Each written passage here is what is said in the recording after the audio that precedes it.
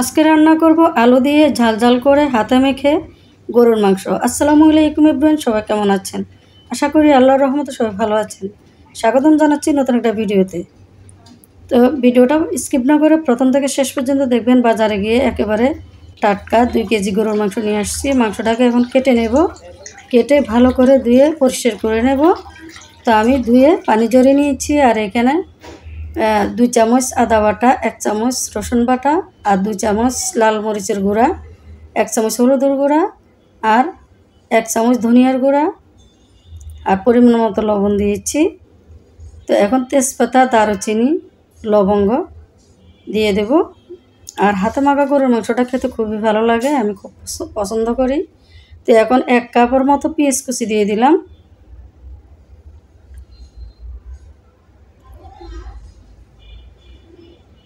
পেঁয়াজের পরিমাণটা একটু বেশি দিতে হবে, যেহেতু এটা গরুর মাংস।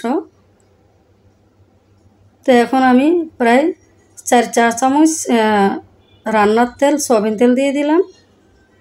তো এখন সব মশলার সাথে ভালো করে আমি মাংসটা ভালো করে মেখে নেব।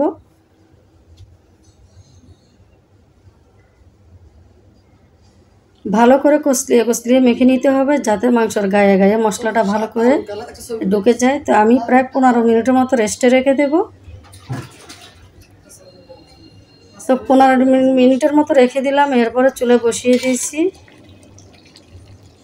তো মাংসর থেকে যথেষ্ট পরিমাণে পানি বের হয়েছে, আমি কোনো প্রকারের পানি আলাদা অ্যাড করিনি। তো মাংসটা আরও কিছুক্ষণ কষিয়ে নেব। মাংসটা একেবারে সিদ্ধ হয়ে গেছে।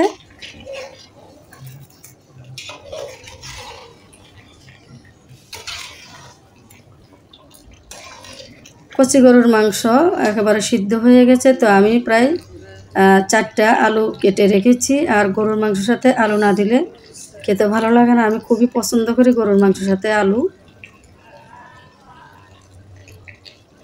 তো কষানো হয়ে গেছে। এখন আমি আলুটা কেটে ধুয়ে পরিষ্কার করে নিয়েছি আগের থেকে। তো আলু আর মাংসটা আরও কিছুক্ষণ কষিয়ে নেব।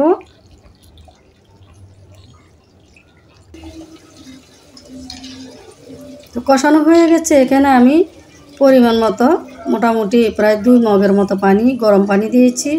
ঠান্ডা পানি দেওয়া যাবে না, কারণ ঠান্ডা পানি দিলে মাংসটা খেতে ভালো লাগবে না। তাই মাংসতে সবসময় গরম পানি দিতে হবে। তো মাংসটা প্রায় সিদ্ধ হয়ে গেছে, আলুটাও সিদ্ধ হয়ে গেছে। বেশি একটা ঝোল টানাবো না, ঝোল এইভাবেই রাখবো। তো হয়ে গেল আমার ঝাল ঝাল আলু দিয়ে গরুর মাংস রান্না। আমার ভিডিওটা ভালো লাগলে আমার চ্যানেলটি সাবস্ক্রাইব করবেন, আর ফেসবুক পেজটি ফলো করে সাথে থাকবেন। সবাই ভালো থাকবেন। আল্লাহ হাফেজ। আজকের মতো বিদায় নিচ্ছি।